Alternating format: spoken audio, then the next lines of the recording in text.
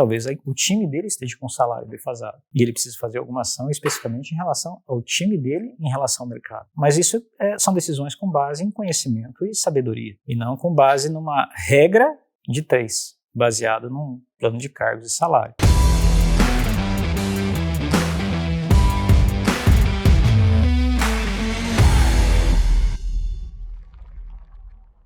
Olá, estamos de volta com Na Trincheira, um espaço onde a gente conversa sobre assuntos de liderança. Estamos conversando sobre contratação e hoje especificamente, Wilson, queria falar com você sobre contratação de pessoas quando a gente tem restrição orçamentária. Às vezes o líder fez o hunting, ele foi atrás, ele fez o processo ali de entrevista, conheceu os testes de inteligência, todos os testes, tá tudo maravilha. Mas a expectativa salarial dessa pessoa, desse talento, está além das questões orçamentárias. Como é que o líder pode administrar essa situação? Boa pergunta, Rafa.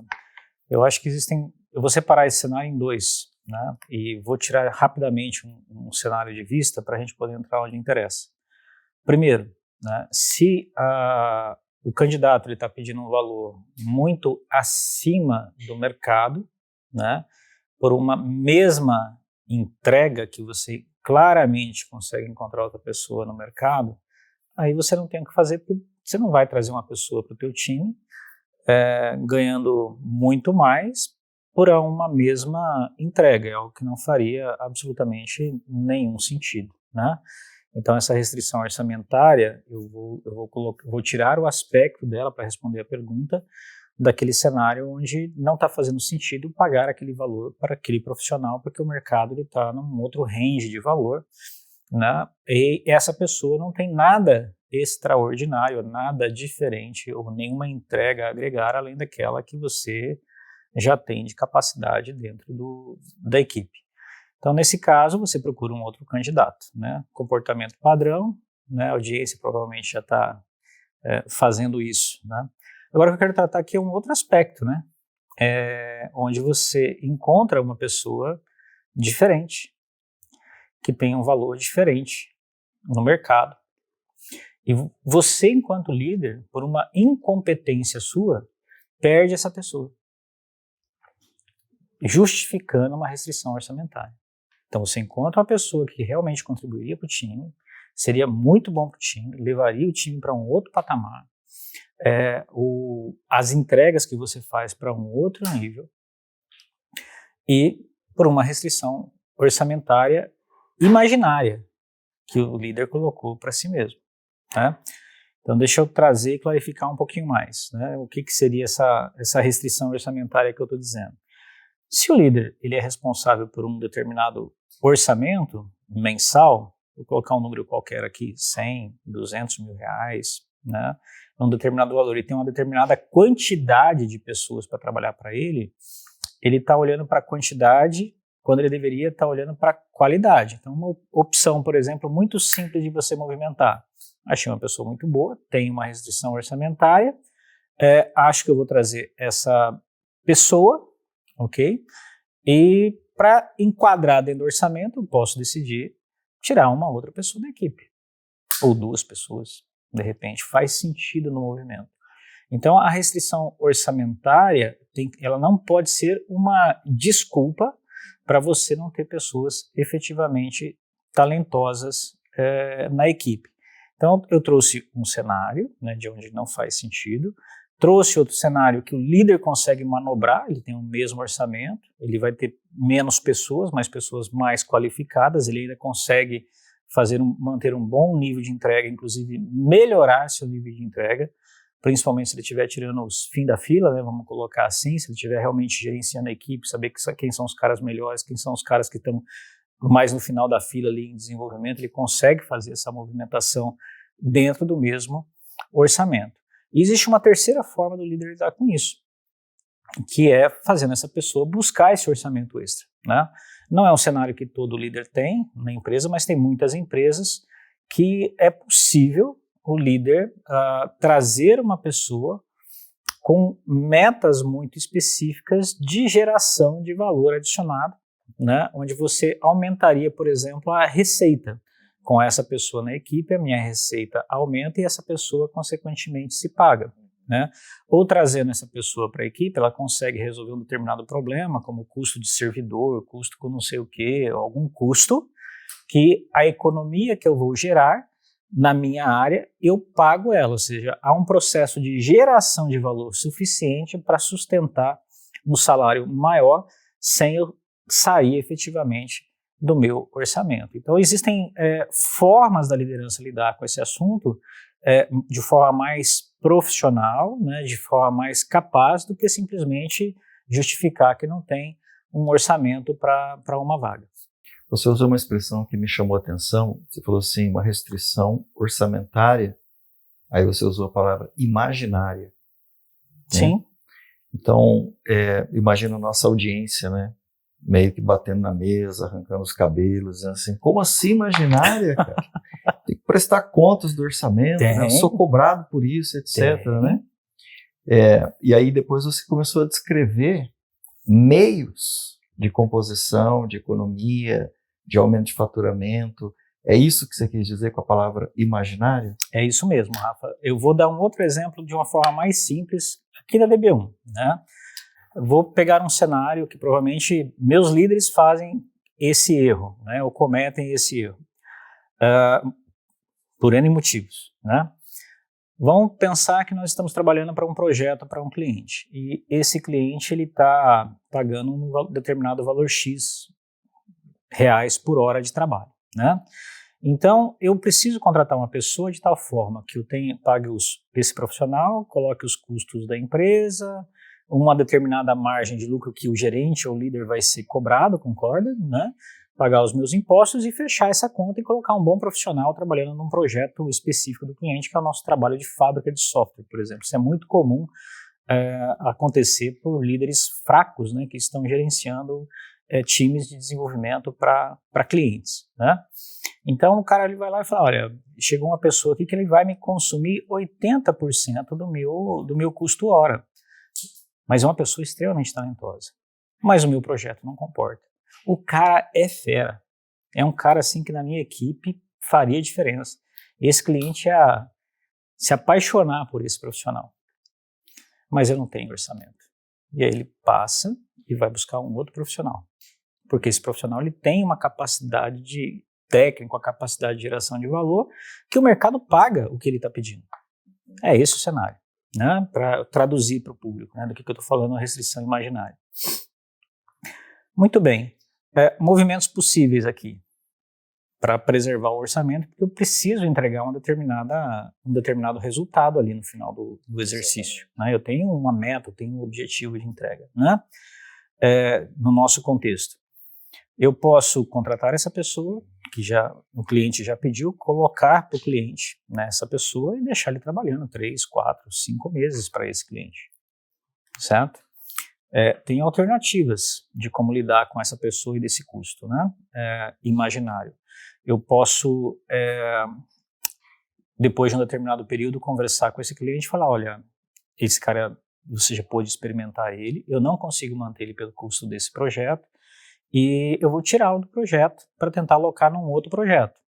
Porque muitas vezes você abre outros projetos que você precisa colocar uma pessoa muito sênior com pessoas com custo de hora médio mais baixo. Então eu trouxe uma pessoa de referência, trouxe pessoas com custo médio de hora mais baixo, embora essa pessoa ela fique com um custo de 80% do projeto, o custo médio da hora dos demais profissionais, né, reduz. Dá para fazer isso nesse mesmo projeto ou em outro projeto. Trouxe um bom profissional para angariar novos projetos e novas receitas, inclusive. Porque esse profissional tem capacidade de arrastar outros profissionais mais normais, né? Ou medianos, né? No processo, beleza? E aí eu consegui fazer uma composição orçamentária que funciona, inclusive no preço que a gente vende para o mercado, né? Um outro cenário possível seria esse cliente falar, não tira esse cara daqui, ele é importante para a gente, gostei muito dele. Beleza, então nós vamos precisar reequilibrar o custo hora desse profissional. E às vezes o cliente concorda especificamente dessa pessoa, porque entendeu que essa pessoa é uma pessoa diferenciada, mas ele precisou fazer um test drive antes. né? A pessoa conhecer essa pessoa. E o líder que viabilizou isso. E o líder que viabilizou. Então, quando eu falo que é uma restrição imaginária, é porque eu imagino que eu tenho que fazer continha de quinta série, que é a regra de 3, né? Olha, o meu custo é tanto, eu posso contratar, pagar no máximo tanto. Não tem inteligência do líder aí, né? E por isso que eu falo... Não tem um como dar. Por isso que eu falo que é uma restrição imaginária. Você imaginou que havia uma restrição e tá lá. Aquela velha história do elefante que pequenininho foi amarrado o pé num toco, né? E depois o elefante cresce, como tem a cordinha, ele tem uma restrição imaginária, porque alguém colocou para ele ficar ali, mas se ele se movimentasse diferente, ele sairia dali muito facilmente.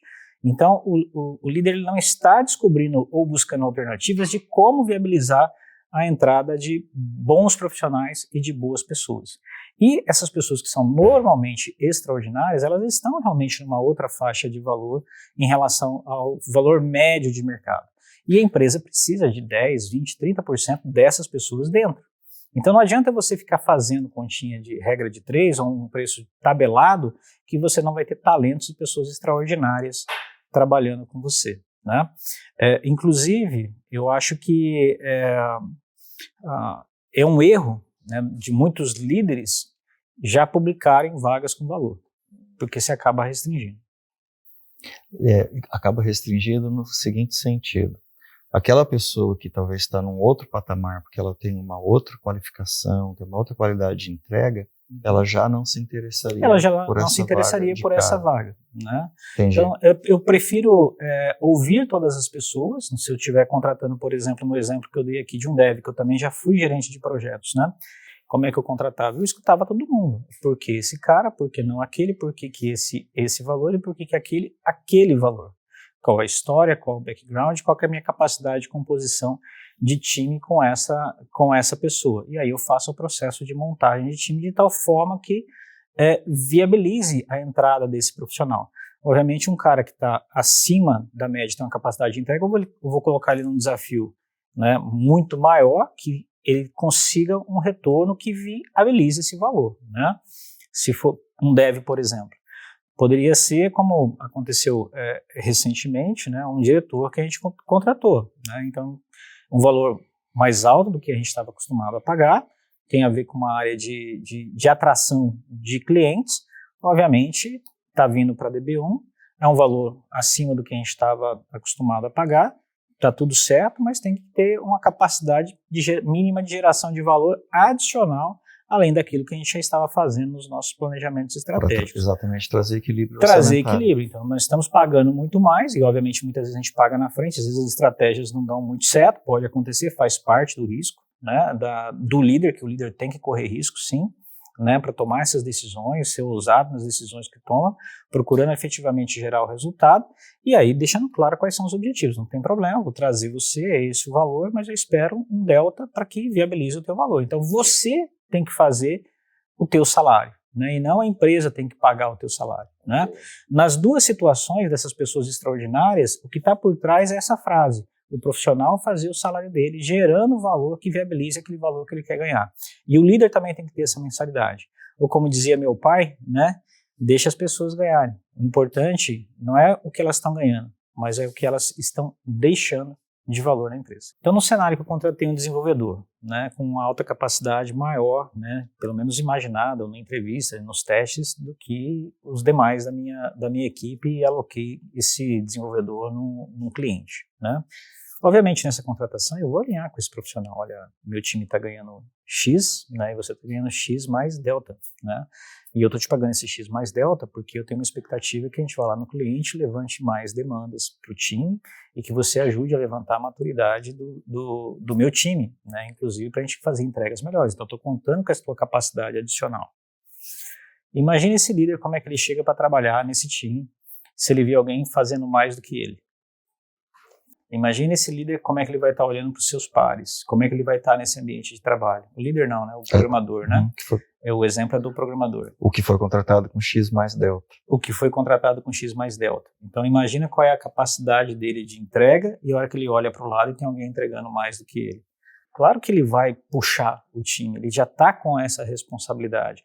Claro que ele vai, dentro do cliente, buscar cavar oportunidades para se sustentar se isso está alinhado já com ele no processo de contratação, não como uma condição, mas como uma expectativa.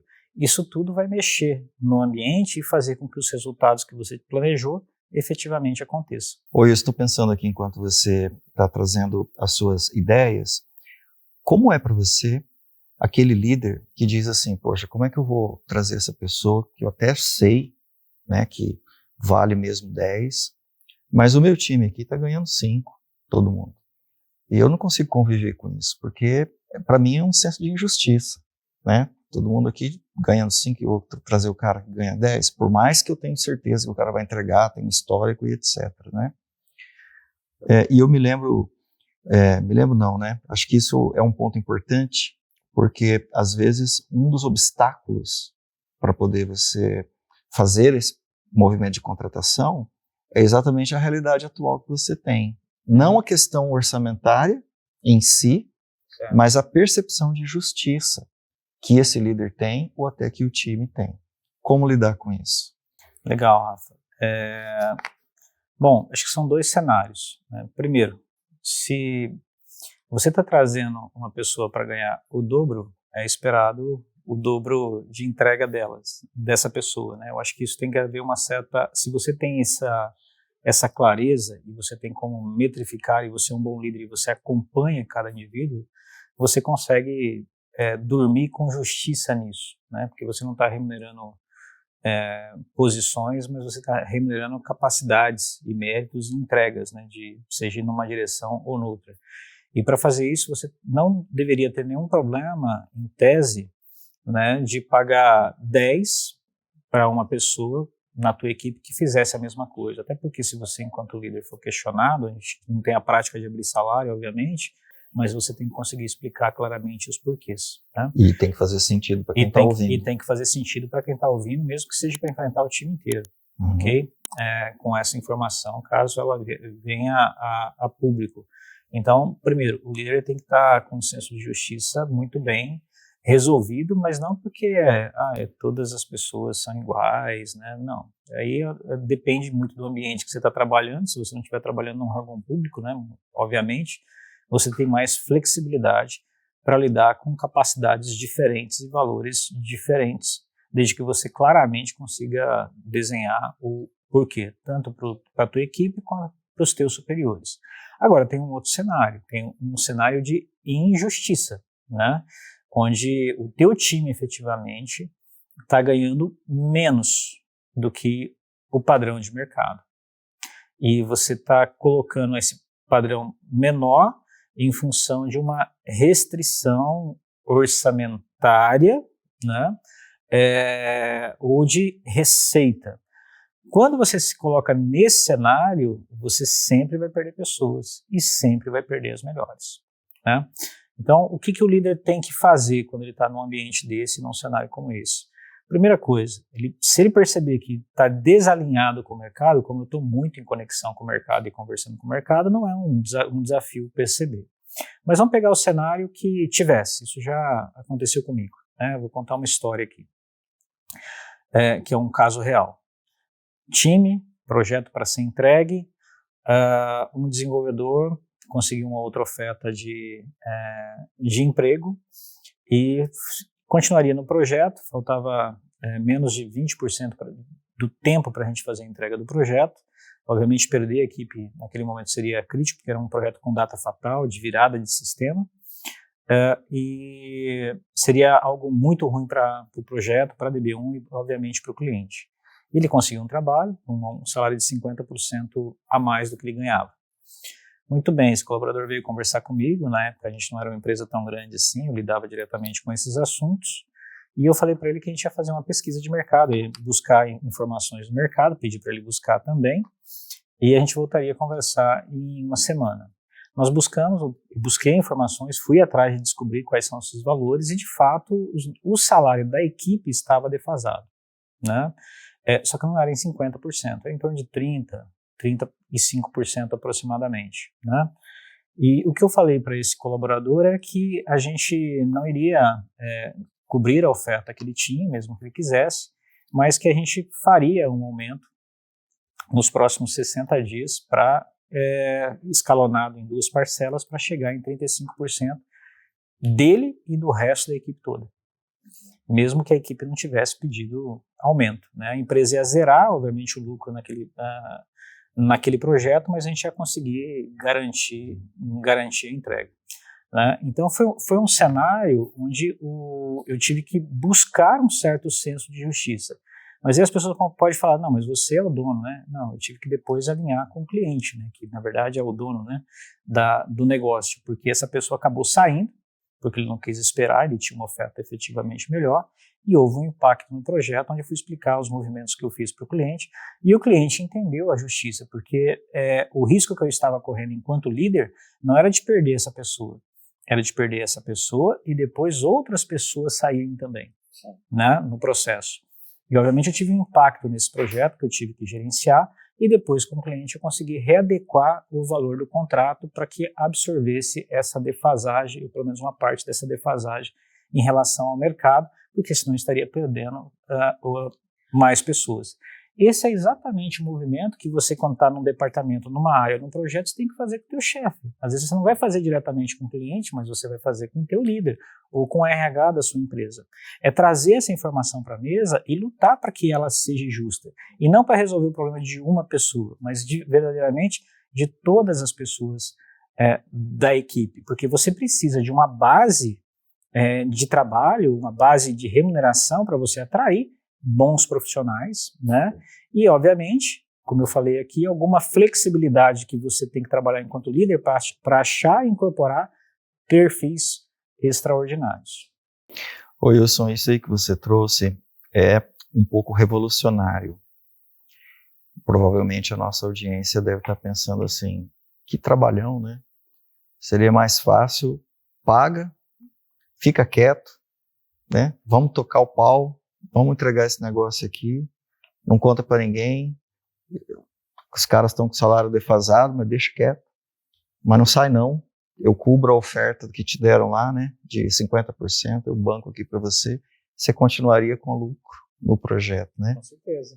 Talvez não é o nosso assunto aqui, que a gente está falando de restrição orçamentária, mas acho que vale te perguntar, o que é que te levou a fazer esse movimento muito mais complexo, de alinhamento com o cliente, de tudo isso que você descreveu, e não resolver de um jeito simples, que provavelmente a maioria das empresas resolveria? Rafa, eu acredito que tem a ver com essa conversa aqui, porque foi justamente a pergunta que você fez. Justiça.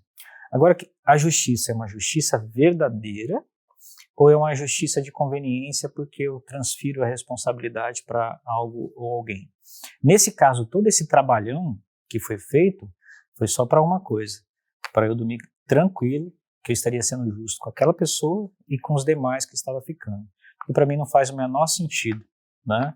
Segurar uma pessoa, garantir o lucro, mas eu estaria sendo injusto com aquelas pessoas que estavam lá de cabeça abaixada, fazendo o trabalho delas e não vieram pedir o aumento.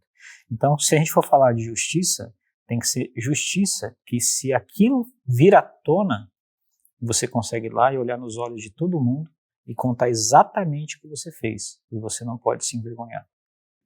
De novo, a gente está falando de caráter. Caráter. E o líder tem que ter caráter. Isso dá trabalho. Geralmente não é o caminho mais fácil. Não, né? É o caminho estreito, né? Legal. Ouvindo você, dá a impressão que é um erro quando eu estou num processo de contratar alguém, e aí eu pergunto, qual é a sua expectativa salarial? Aí a pessoa diz assim, é 5 mil, é 10 mil. Né? E aí eu digo assim, não, então eu nem vou continuar conversando, porque eu não quero frustrar essa pessoa, porque eu não vou conseguir pagar 10 mil. Né? Eu tenho aqui um orçamento de 7. E aí já descarta a pessoa de cara, né? E eu nem conheço essa pessoa e eu nem sei se essa pessoa é merecedora mesmo dos 10 mil. Então, dá a impressão de que é um erro. Por outro lado, essa prática, me parece, ela visa exatamente não frustrar e não gastar tempo ali com a pessoa, né? Sim. Então, me parece que a prática que acontece no dia a dia de empresa é: eu não vou nem deixar essa pessoa perder o tempo dela, eu nem vou perder meu tempo também, porque o meu foco está aqui em 5 mil, né? Mesmo que eu estou correndo o risco de perder uma pessoa que seria muito boa para mim, mas ela custaria mais caro e me daria todo esse trabalho aqui de recomposição. Então, eu estou entendendo com a sua fala de que é um erro não entender se essa pessoa de fato é uma pessoa de 10 mil, do ponto de vista de mercado, e se ela vai acrescentar alguma coisa para mim ou não, e nivelar por baixo. Eu só estou indo atrás dos 5 mil, por exemplo. Exato. Eu acho que esse é um erro sim, Rafa.